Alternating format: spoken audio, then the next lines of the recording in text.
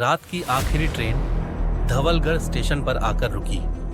सर्द हवा के झोंके सुनसान प्लेटफॉर्म पर दौड़ते हुए बह रहे थे। अर्जुन ने अपने कंधे पर टंगा बैग ठीक किया और ट्रेन से नीचे उतर आया। यही जगह है धवलगढ़, उसने मन ही मन बुदबुदाया।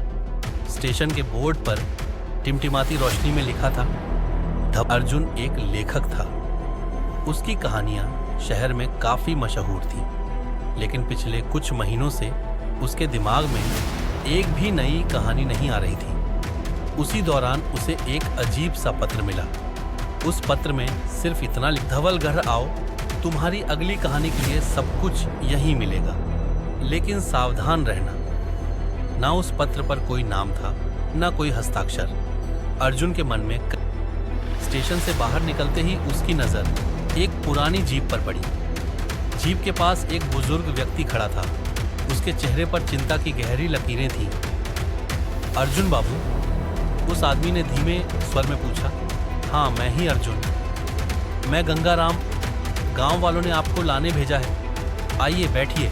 जीप धीरे धीरे गांव की तरफ चल पड़ी। रात का अंधेरा गहराता जा रहा था और रास्ते में सिर्फ झींगुरों की आवाजें और कभी कभार चमकते जुगनू नजर आ रहे थे। जीप एक मोड़ पर मुड़ी, तभी अर्जुन की नजर दूर खड़ी एक पुरानी जर्जर हवेली पर पड़ी। वो हवेली चांदनी रात में और भी भयावह लग रही थी। अर्जुन ने उत्सुकता से हवेली की तरफ देखा। तभी गंगाराम ने धीमी, बाबू, उस हवेली से दूर रहना। वहां पर सिर्फ दीवारें ही नहीं, सावलियां भी जिंदा हो जाती हैं। अर्जुन हल्का सा मुस्कुराया। उसे लगा ये शायद गांव की अंधविश्वासी कहानियों में से एक होगी, लेकिन गंगाराम का चेहरा बिल्कुल गंभीर था। गांव पहुंचने पर अर्जुन ने देखा कि लोग उसे अजीब नजरों से देख रहे थे। कुछ तो उससे बात करने की भी हिम्मत नहीं कर रहे थे। उसने महसूस किया कि यहाँ कोई गहरा रहस्य। उस रात अर्जुन को सरपंच राघव के घर ठहराया गया। सोने से पहले उसने खिड़की से बाहर झांका। दूर वही हवेली दिखाई दे रही थी, चांदनी की हल्की रोशनी में नहाई हुई। और तभी अर्जुन ने स्पष्ट देखा, हवेली के दरवाजे पर एक औरत की परछाई खड़ी थी।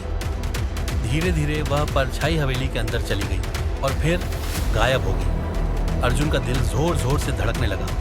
उसने अपनी आंखें मलकर दोबारा देखा, लेकिन वहां अब कुछ भी नहीं था। यह सपना था या हकीकत? वो बिस्तर पर लेट गया, लेकिन भीतर ही भीतर उसे महसूस हो रहा था कि ये तो बस शुरुआत है, असली कहानी अभी